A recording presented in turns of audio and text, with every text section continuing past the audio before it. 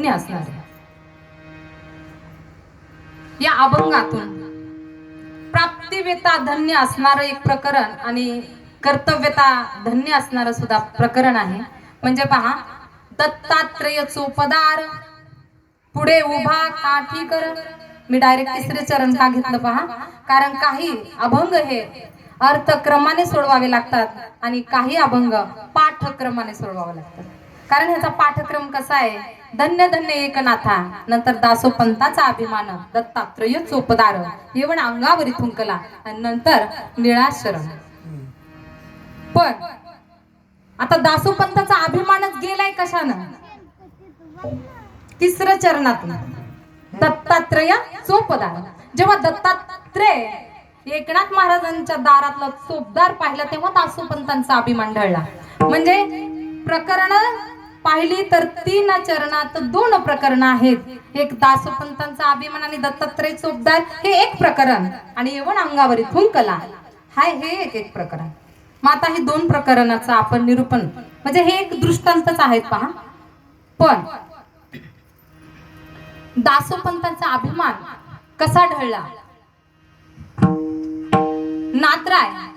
नाथरायांना पहा, जनार्दन स्वामींनी नाथरायांकडे एक इच्छा व्यक्त केली होती की भागवत संस्कृत भाषेतलं प्राकृत भाषेत लिहावं. मग नाथराय एकदा ते संस्कृत भाषेतलं प्राकृत भाषेत भागवत लिहिण्यासाठी बसले.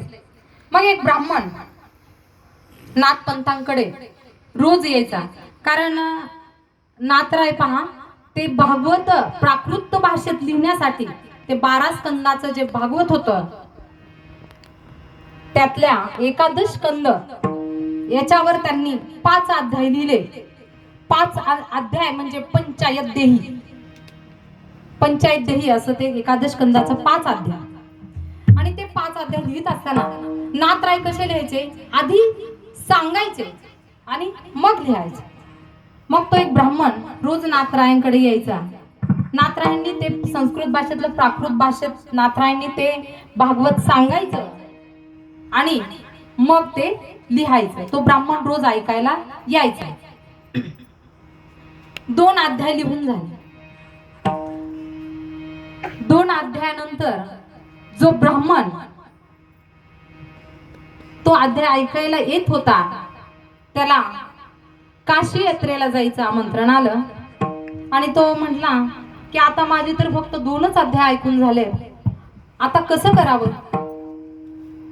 हे प्राकृत भाषेत लिहिलेले नाथांचे अभंग एका वहीवर उतरून काढावेत आणि काशी तीर्थाला जाताना सोबत न्यावेत. मग तो नाथरायांकडे आला, म्हणाला, नाथराय मला तर फार इच्छा आहे तुमचे प्राकृत भाषेतले अध्याय ऐकायची, पण काय करू, मला काशी तीर्थाला जावं लागतंय बघा.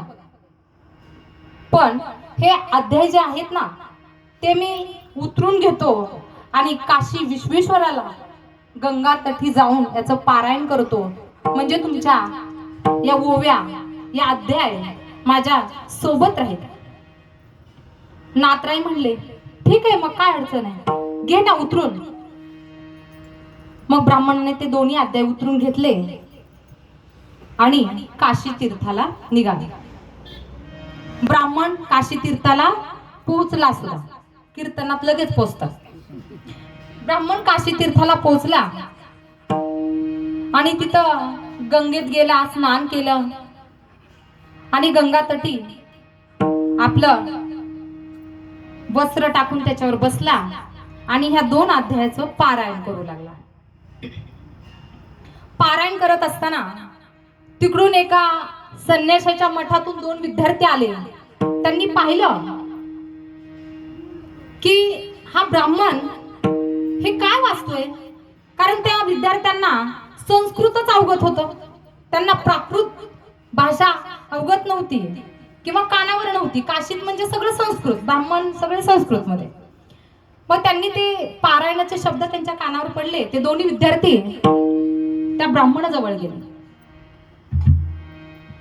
त्यातला एक विद्यार्थी त्या ब्राह्मणाला म्हणाला, कुतूह आगच्छति, संस्कृत भाषेत. कळालं का तुम्हाला मी काय म्हटलंय?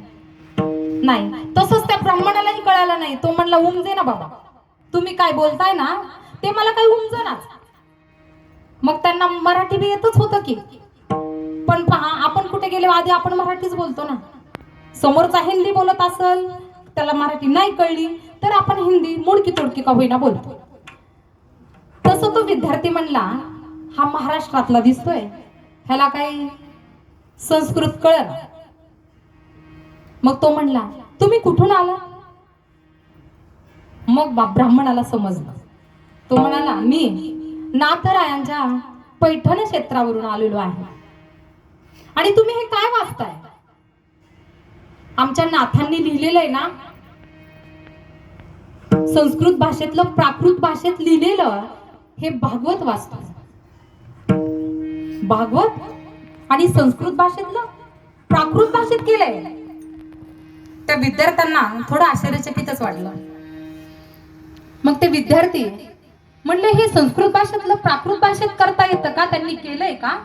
ब्राह्मण म्हणले हो, फार मोठे विद्वान आहेत आमचे नाथराय, त्यांनी संस्कृत भाषेतलं भागवत प्राकृत भाषेत केलंय, ते काम त्यांचं चालू आहे. ठीक आहे ठीक आहे. दोन्ही विद्यार्थी शांत बसले. पण त्यातला एकानं दुसऱ्याला असा डोळा उंचवला.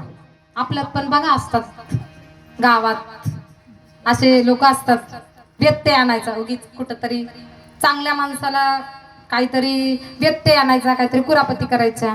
गावात बिनविरोध निवड होत असेल तर एखादा मध्येच टव करतो, डोळ्याने असं खुणवतो. मग तो दुसरा शेजारचा बसलेला तो अल्पबुद्धीचा असावा, तो उठतो म्हणतो नाही नाही बिनविरोध काही जमायचं नाही. तस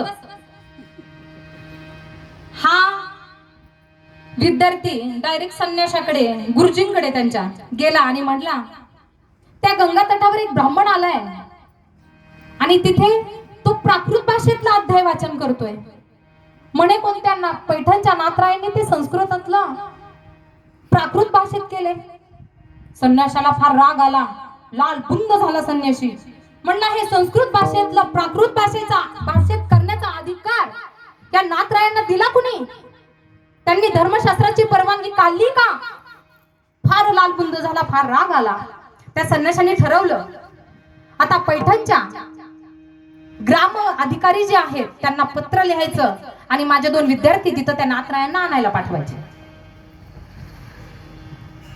मग पत्र लिहिलं की नाथरायांना हा अधिकार संस्कृत भाषेतला प्राकृत भाषेत करण्याचा धर्मशास्त्रांनी कोणती परवानगी दिली, कोणत्या धर्मशास्त्राकडून यांनी परवानगी घेतली.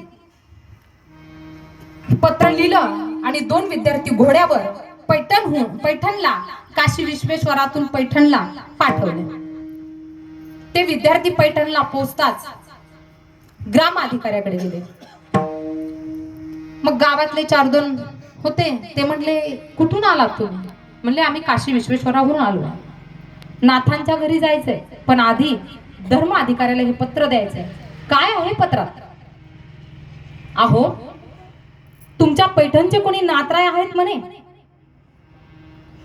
त्यांनी संस्कृत भाषेतलं प्राकृत भाषेत लिहिलंय. कोणी दिला त्यांना हा अधिकार? हे पत्र घेऊन तर आम्ही आलो. ते 4 नाथरायांचे विरोधकच ते मिळले त्यांना जाऊन, त्यांच्याबरोबर अजून 4, त्यांच्याबरोबर अजून 4, असे 10-12 जण ते आणि हे 2 धर्माधिकाऱ्याकडे गेले. पत्र दिलं आणि धर्माधिकाऱ्याला म्हणले गावात तर हा करायचाच हा धर्म, म्हणजे जे नाथांचे विरोधक होते, पण आता ह्याने काशीला जाऊन सुद्धा सुरू केलं की काय?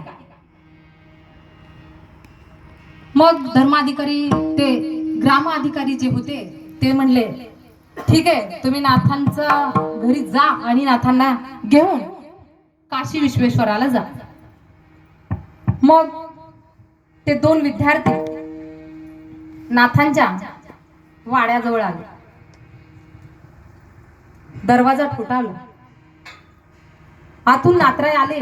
दरवाजा उघडला. दरवाजा उघडल्या बरोबर या 2 विद्यार्थ्यांना चतुर्भुज श्याम मूर्ती आणि शंख चक्र आकृती असा हा नाथांचा अवतार त्यांच्या डोळ्यासमोर उभा राहिला. अक्षरशः दोन्ही विद्यार्थ्यांना काही सुचेना. त्यांनी तिथेच साष्टांग नमस्कार नाथरायांना घातला आणि म्हणले, माफ करा नाथराय, तुमचा एवढा मोठा आघात महिमा आम्हाला आत्ता कुठे पाहायला मिळालाय. कारण नाथांचं दर्शनच त्यांना विष्णू रूपात झालं. त्यांचा अहंकार अभिमान तिथे डळून गेला. आणि मग ते दोन्ही विद्यार्थी म्हणले, तुम्हाला काशीला बोलवणं आलंय, पण आता कोणत्या तोंडानं सांगू आणि कशासाठी बोलवून आलंय ती कोणत्या तोंडानं सांगायचं.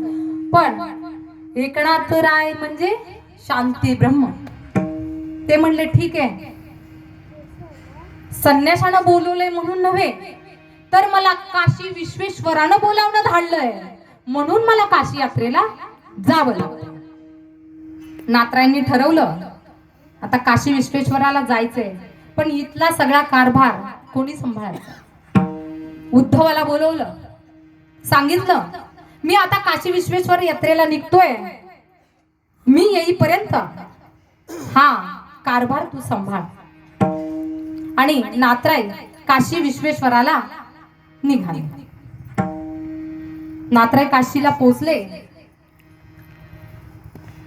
काशी विश्वेश्वराचं दर्शन घेतलं, नगर प्रदक्षिणा घातली,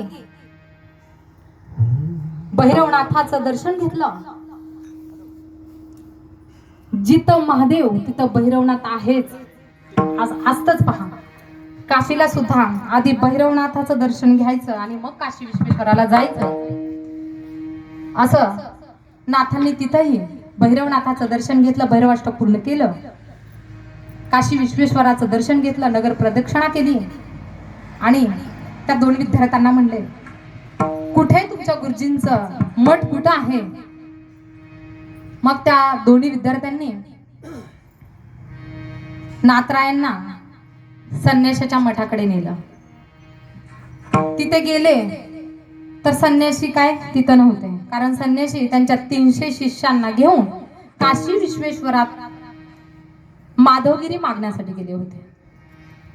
मागे 150 विद्यार्थी, पुढे 150 विद्यार्थी. श्रावणात पहा, कोंबडीच्या मागे 25 पिल्ले, पुढे 25 पिल्ले आणि मध्ये ती कोंबडी, जसं काही व्हिक्टोरिया राणीच, तसं संन्यासाचा थाट. मागे 150 विद्यार्थी, पुढे 150 विद्यार्थी. आणि हा संन्याशी मध्ये